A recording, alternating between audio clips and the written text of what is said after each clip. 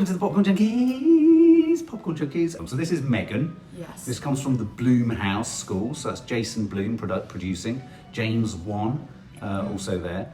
And this is M3GAN. This is a film about an AI doll. The beginning of the film starts with an awful car crash, and we have a child that basically falls into the care of our lead protagonist, of her aunt, played by Allison Williams, who was in Get Out. Was in Get Out, absolutely. And it's funny, you said whenever you see her now, I don't trust her. yeah, because of her character in Get Out. I just don't trust her when she's even being nice. Exactly. She was great, I thought, in Get Out. So she becomes the lead protagonist, and she's looking after a young girl called Katie.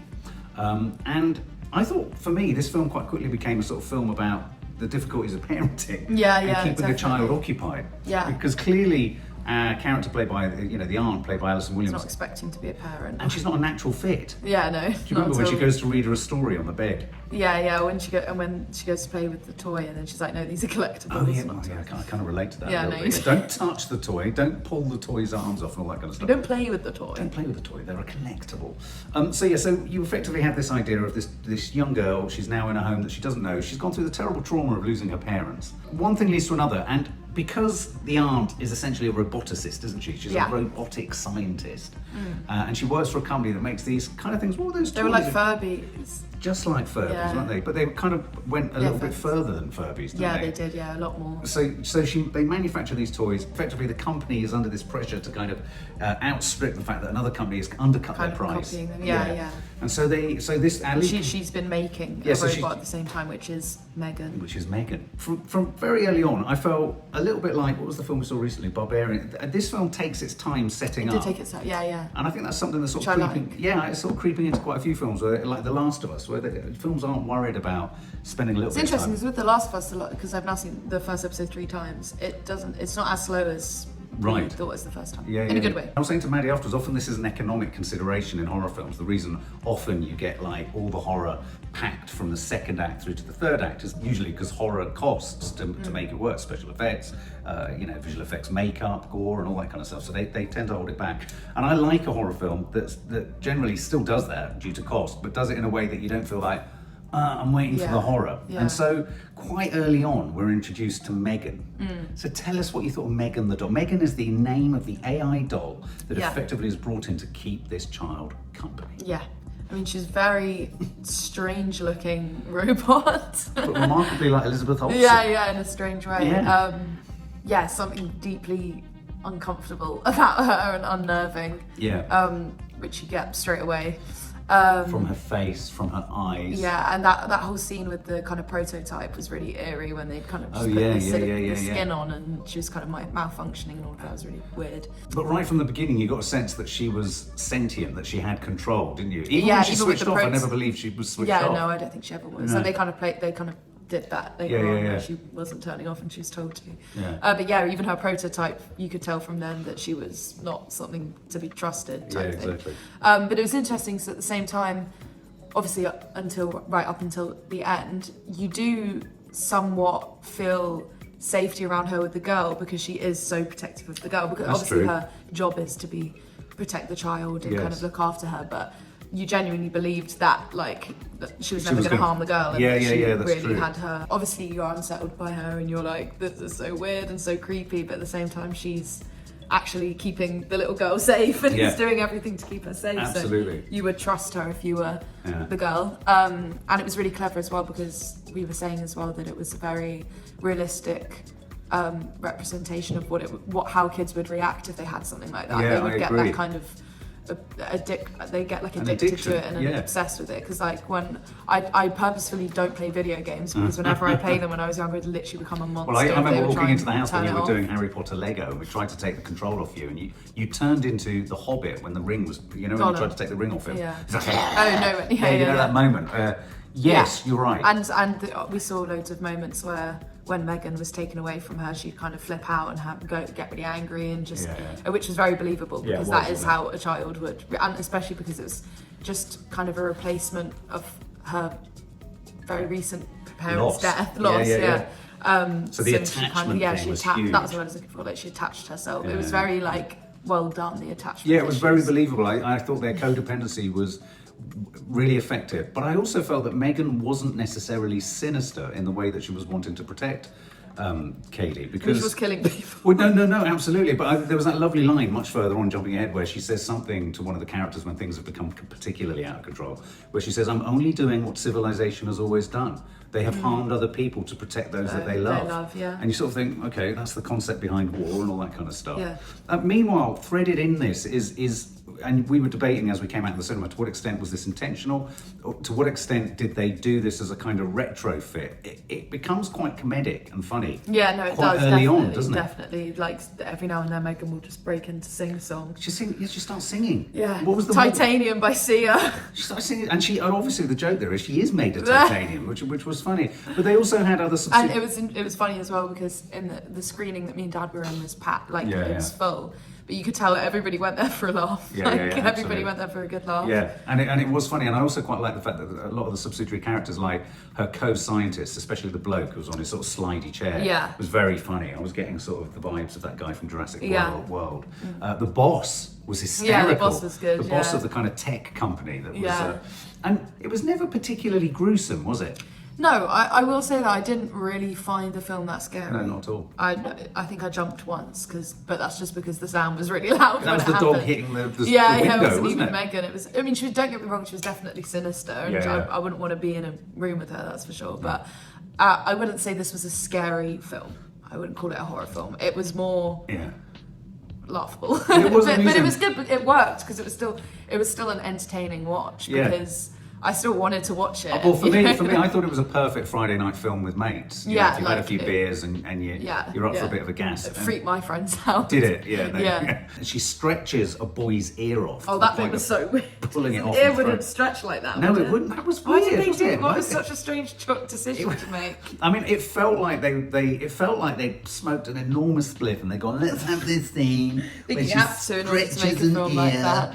And then there's the bit where the detective comes after that incident with the boy. Yes. Remember? And he comes up and he's like, "Oh yeah, but we found a bit of his ear like further away from where we found his body." Then he like chuckled and he goes, "Sorry, I shouldn't have laughed." Yeah.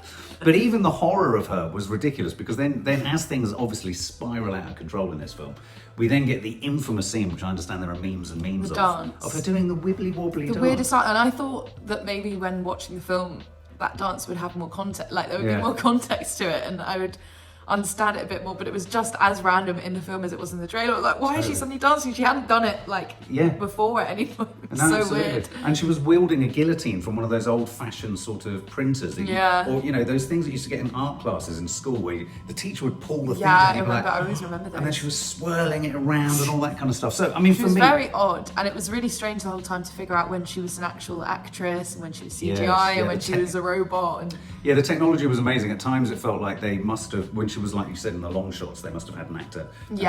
From behind and stuff. I think it was an actor, but I thought that if they used CGI, they did it really well. This is not a film that is asking you to think deeply. No. This is a very surface film. But several things that I thought helped make it a really enjoyable watch were, I'm not saying the science was accurate, because your boyfriend said, well, how was it accurate? I said, I don't know how it's accurate. My boyfriend's studying robotic engineering. He's a robotic, exactly. But the way they talked about it and unpacked it, and the way in which M3GAN managed to interfere with her own uploading of videos to the cloud, there was a kind of believability to it all, which added... And they didn't talk too much about that stuff so that people that don't understand it or aren't scientists weren't bored. Do you know what I mean? Because there are a lot of films that just kind of, which Marvel falls foul of a lot, where they just go into all of the long words that we don't understand, and it didn't do that. It just kind of made you go, okay, well, as not being a scientist, I can see how that would be true. And I thought it was a good commentary on, the money-hungry kind of corporations that just want to move tech. They don't care about the consequences. Classic, isn't it? That's a classic sort of, that's like Jurassic Park, isn't it? Just keep innovating, doesn't matter if it blows up in our hands. But I did think it was a really, if you wanted to sort of, I always think that horror films, even if they're funny, are trying to nibble at the edge of fears or problems in everyday life or society. And I think for me, this one is almost the logical extension of a generation now, and I'm that generation of parents, where we've thrust iPads and tech into our kids' sort of hands almost as pacifiers. I hate to think that we've done it too much, but we allow our youngsters to kind of just go into this tech. And whilst obviously there's a difference between an iPad and a I also think it's dog. hard for parents to not just, iPhones and technology and stuff just kind of has become what life is in the future. So even if your intentions aren't to just pacify the child, it's quite hard to not end up doing that. Exactly. And also then that codependency and that addiction and that sort of that the child develops becomes a sort of really difficult cycle, because in the end in this film, the child, Katie, is in cahoots with M3GAN, and M3GAN's in cahoots with Katie because M3GAN's got into Katie and sort of and made her dependent on her. So Katie wants the best for M3GAN. Do you know what I mean? There's that funny moment where she's wrapped in bubble wrap. No, I think all of that stuff was done really well, honestly. Okay, well, in summary, what would you sum up and give it? So in summary, obviously I was not going into this expecting like the best film that I've seen this year, and I was more just like wanting to see it for the bands, and just because everybody's talking about it, and that, you know, think it's going to be funny. It's definitely like new generation Chucky, because the same way Chucky never scared me, it was just kind of funny.